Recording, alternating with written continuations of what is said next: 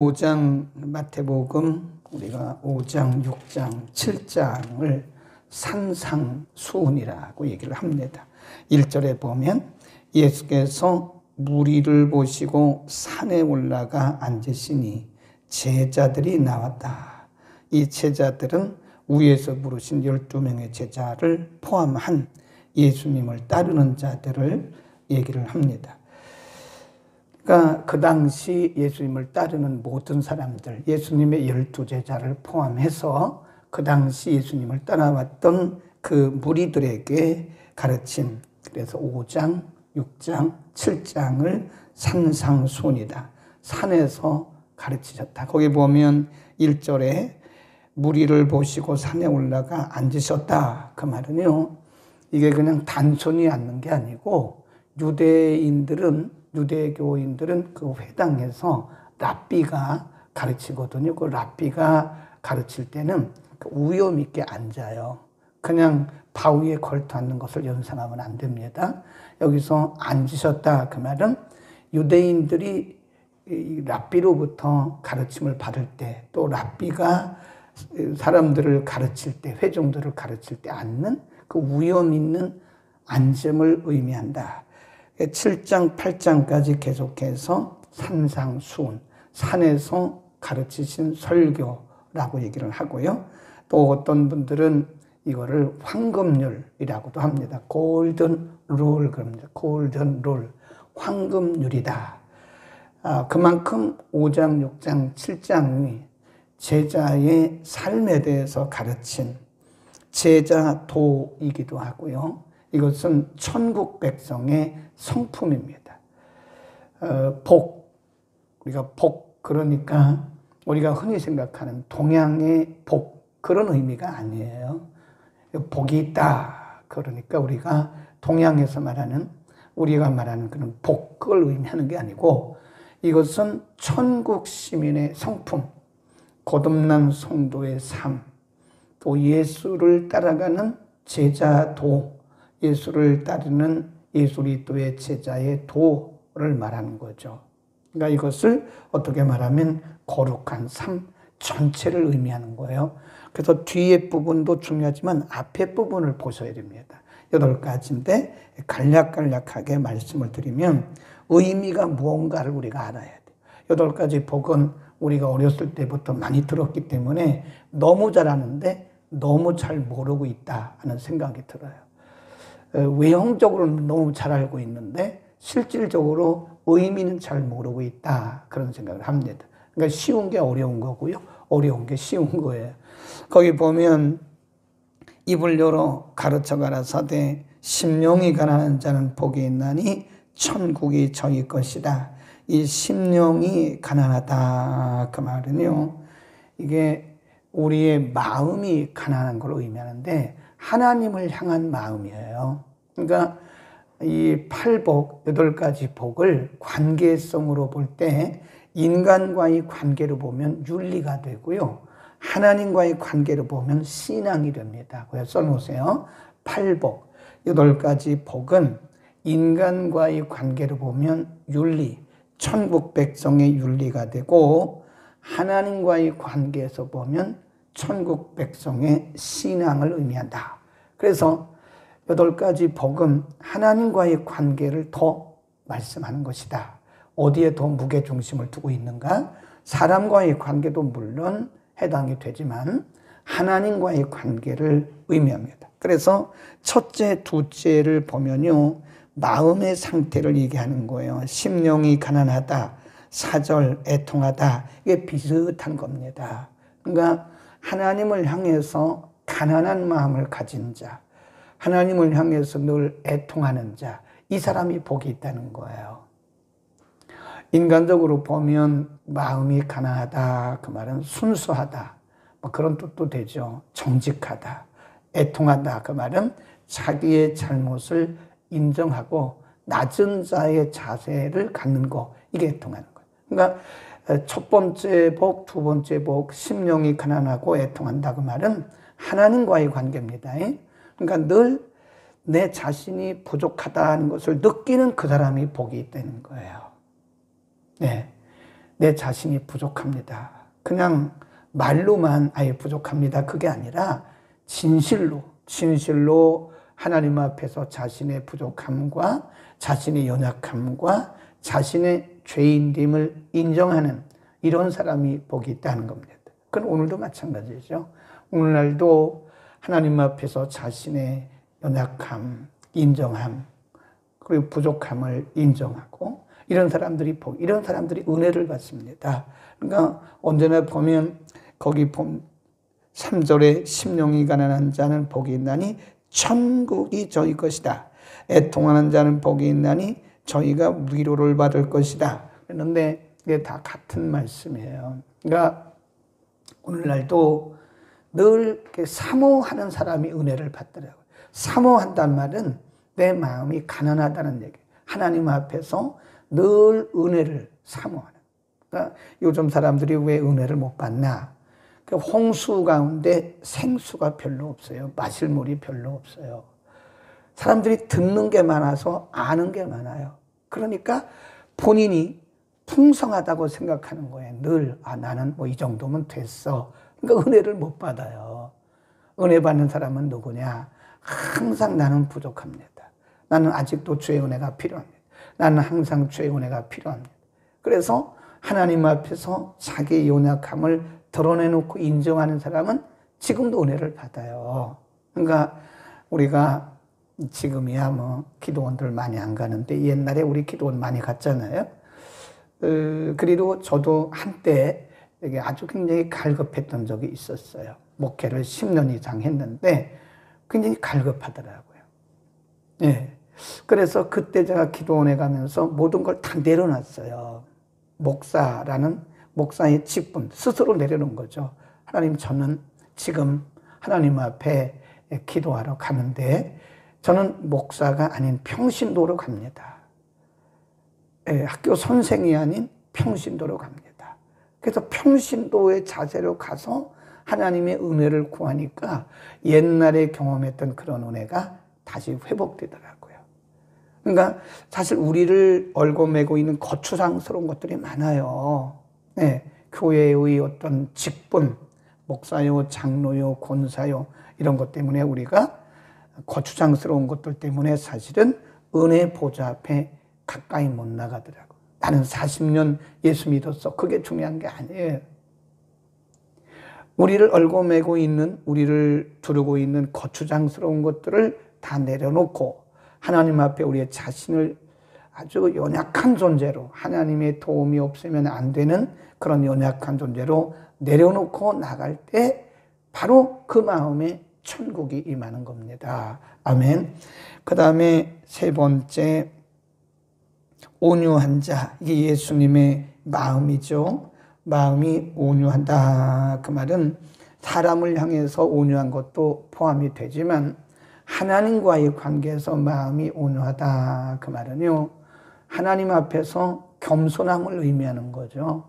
하나님 앞에서 겸손함. 그런 사람들이 땅을 기업으로 받습니다.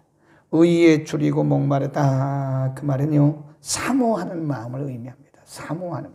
의가 뭐죠? 예수 그리스도죠. 은혜죠. 말씀입니다. 의에 줄이고 목마른 사람은 복이 있다. 저희가 배부를 것이다.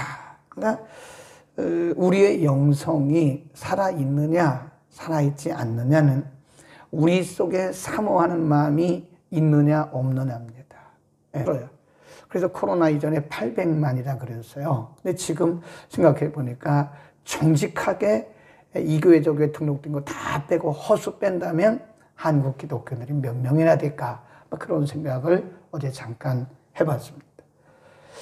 이 말은 무슨 얘기냐면 이제 앞으로 가면 갈수록 성도들에게 사모하는 마음이 점점 약화되는 거예요. 아이 뭐 코로나니까 그렇지. 이렇게 핑계하면 안 된다니까요. 아무리 코로나라도요, 사는 사람은 다 살아요. 영적으로. 코로나를 핑계하고 신앙이 점점 하락하는 것은요, 약해지는 것은 본인의 문제입니다. 본인의 문제. 예. 그래서 이 가면 갈수록 성도들에게서 사모하는 마음이 약화됐어요. 원래 우리 한국교회는요, 굉장히 뜨거운 교회입니다. 그래서 세계교회가 한국교회를 배워가요. 새벽 기도회 배워가죠. 금요 심야기도 배워가죠. 뜨거운 주요 3창. 이거 다 한국교회가 수출한 겁니다. 그런데 그게 점점 약해져 가지고요. 주요 3창 하는 교회가 별로 없습니다. 새벽 기도 문 닫은 교회가 꽤나 많습니다. 금요 기도 안 하는 교회, 우리 동네도 허다해요. 우리 동네도 금요 기도 안 하는 교회가 많습니다. 그 사람들이 왜 그러냐? 안 모이니까요. 안 모이니까 사람들이 안 모이는데 어떻게 해야 합니까? 안 모여도 해야 되죠. 혼자라도. 근데 그게 한두 번은 되지만 쉽지 않아요.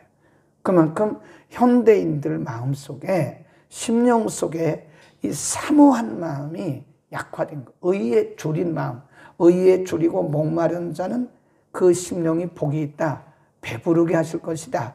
사모하는 마음으로 기도해 보세요. 우리가 기도할 때도요, 정말 사모하는 마음으로 기도해 보세요. 우리 교회들 보면 참 고마운 분들이 계세요.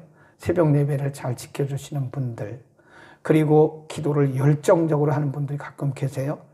가끔 어떤 분, 이런 분도 계세요. 저 시끄러워서 기도 못하겠다고. 그런 분도 계시기는 합니다. 근데 그거요, 우리가 이해를 해야 돼요. 고맙게 생각해야 돼요. 네. 왜냐하면 그렇게 기도하는 분들은 아주 사모하는 분들입니다. 네. 근데 자꾸 불을 끄면 안 됩니다. 당신 때문에 내가 기도 못하겠다고 말이야. 다른 데로 가라고. 이러면 안 돼요. 네. 그렇다고 해서 너무 또 비좁은 공간에서 크게 해도 안 되지만, 그렇게 기도하는 분들에게는 사모하는 마음이 있는 거예요. 그래서 그분들을 막 책망하면 안 됩니다. 당신 말이야, 왜 이렇게 크게 기도해? 그래서 나 당신 때문에 기도 못하겠어. 이러면 안 된다니까요. 예. 오히려 생각하면, 저분이 어떻게 보면 사모하는 마음이 있어서 우리의 어떤 사모하는 마음을 시동을 걸어주고 있구나. 그렇게 생각을 해야 됩니다.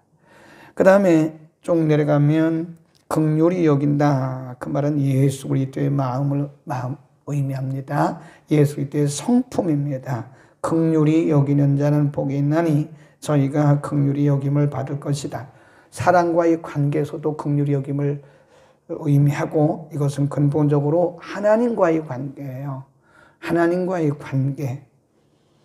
그리고 마음이 청결한 자는 복이 있다. 저희가 하나님을 볼 것이다. 마음이 순수하고 깨끗한 것을 의미하죠. 인간이 어떻게 마음이 순수하고 깨끗합니까? 이게 회개를 통하는 거죠. 말씀을 통해서 마음이 청결해지는 겁니다. 인간은 근본적으로 청결할 수가 없습니다. 예수 그리스도의 보혈을 통해서 청결하게 되어지고, 말씀과 성령을 통해서 청결하게 되는, 이런 사람이 하나님을 보는 겁니다. 그러니까 우리가 이 팔복을 너무 이 땅의 윤리와 도덕에다가 초점을 맞추면, 이것은요, 잘못하면 윤리로 전락할 가능성이 커요. 이건 윤리보다 신앙입니다. 하나님을 향해서 우리가 청결한 마음, 말씀과 성령과 보혈을 통해서 우리가 청결해질 때 하나님을 보는 것이다. 인간은 아담의 죄로 인해서요, 인간이 하나님을 볼 수가 없습니다. 이게 차단막이 딱 쳐졌어요. 원래는 에덴 동산의 아담과 하와는 하나님과 직접 얘기했습니다. 근데 죄가 들어오고 나서부터 창세기 3장 이후에 하나님과 인간 사이에 차단막이 쳐졌어요. 그래서 인간은 아무리 노력을 해도 하나님을 볼 수가 없어요. 일반적인 종교들은요, 인간의 노력입니다. 철학. 아무리 해도 여기에 부딪혀서 더 이상 못 올라가요. 근데 우리가 믿는 하나님은, 우리 기독교는요, 계시 종교예요. 하나님이 위에서 우리에게 자기를 드러내신 거예요. 성경을 통해서 하나님 자신을 가르치셨고 계시하신 거예요. 그래서 우리는 계시 의존적이다. 신학적으로 좀 어려운 말로 말하면 계시 의존적입니다. 하나님께서 열어서 보여주시는 것만큼만 우리가 알 수 있는 거예요. 성경을 통해서, 성령의 감동을 통해서 우리가 하나님을 알아가는 거거든요. 그러니까 마음이 청결하다, 그 말은 우리가 윤리 도덕을 가지고 어떤 철학을 가지고 종교적 무슨 행위를 의식을 가지고 그게 인간이 청결해 줄 수 없어요. 가끔 보면 볼 수 있는 거지. 우리가 윤리적으로 도덕적으로 마음이 청결하다고 해서 하나님 못 봐요. 잘 의미를 생각하셔야 됩니다. 9절 화평케 하는 자는 복이 있나니 저희가 하나님의 아들이라 일컬음을 받을 것이다. 여기서 화평도 인간과의 관계에 있어서는 피스메이커, 사람과 사람 사이를 잇는 이런 피스메이커 의미도 있어요. 그러나 이보다 더 근본적인 것은 하나님과의 화목입니다. 로마서에 보면 너희는 하나님과 화목하라 그랬잖아요. 하나님과 화목한다는 말은 중보자 예수 그리스도를 통한 화목을 의미합니다. 아멘. 오늘은 제가 8가지 복을 하나님과의 관점에서 지금 설명을 하고 있습니다. 그리고 10절 의를 위하여 핍박을 받은 자, 받는 자가 아니고 받은 자. 의를 위하여 핍박을 받은 자는 복이 있나니 천국이 저희 것입니다.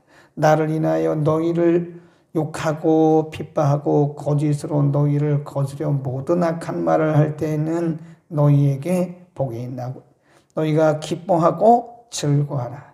하늘에서 너희의 상이 크다. 의인은 누구죠? 예수 그리스도입니다. 의를 위해서 핍박을 받은 자, 복음입니다. 복음을 위해서 핍박받고 욕먹는 사람은 복이 있다. 너희의 선배들도 다 그렇게 했다. 그 이유가 뭐죠? 상이 크다. 상이 크다. 복음을 위해서 핍박을 받으면요, 그게 하나님 나라에서는 다 면류관이라잖아요. 이 세상에서 우리가 사람들에게 핍박받고 사람들에게 욕먹으면 그건 수치죠. 그렇죠? 수치예요, 수치. 내가 왜 내 밥 먹고 사람들에게 욕먹고 살아? 근데 그걸 모르고 하는 소리예요. 복음을 위해서 욕먹으면 그게 영광이라니까요. 하나님 나라에서는 상이라니까요. 내가 잘못해서 욕먹으면 그건 부끄러움이죠. 내가 잘못해서 욕먹는 것은 그건 수치죠.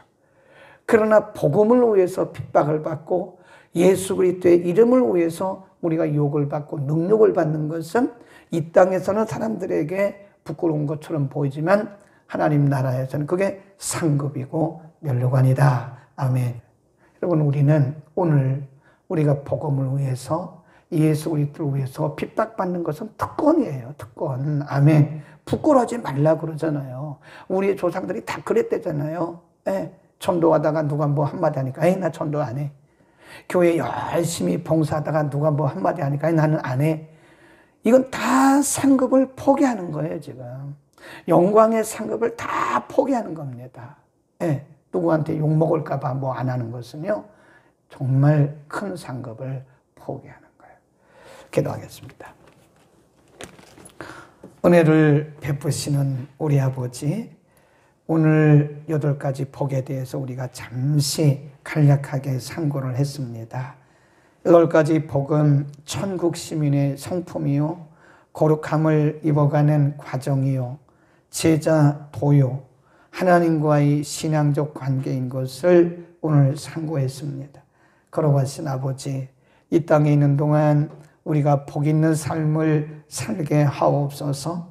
하나님과의 관계가 믿음의 관계로 잘 성립되게 하나님 은혜를 베풀어 주옵소서. 무엇보다 우리가 의에 줄이고 목마른 자가 되게 하시고, 시대가 가면 갈수록 점진적으로 많은 사람들이 사모하는 열심이 식어져가는 시대에 우리 마음속에 사모하는 열심이 식어지지 않도록, 냉랭한 가슴이 되지 않도록 뜨거운 가슴을 유지할 수 있도록 하나님 은혜를 더하여 주시고, 우리가 복음을 위해서 그리스도를 위해서 핍박받고 비난받고 조롱받는 것은 부끄러운 일이 아니라 영광이요 특권인 것을 우리가 알게 하소서. 복음을 부끄러워하지 말게 하시고, 그리스도를 위해서 고난받고 핍박받는 것을 우리가 특권으로 복으로 알도록 큰 은혜를 더하여 주옵소서. 오늘도 이곳저곳에서 복음을 위해서 핍박받고 고난받는 이들이 많습니다. 저들에게 힘을 주시고 위로해 주셔서 끝까지 영광의 길을 잘 갈 수 있도록 하나님 축복하여 주옵소서. 예수 그리스도의 이름으로 기도드립니다. 아멘.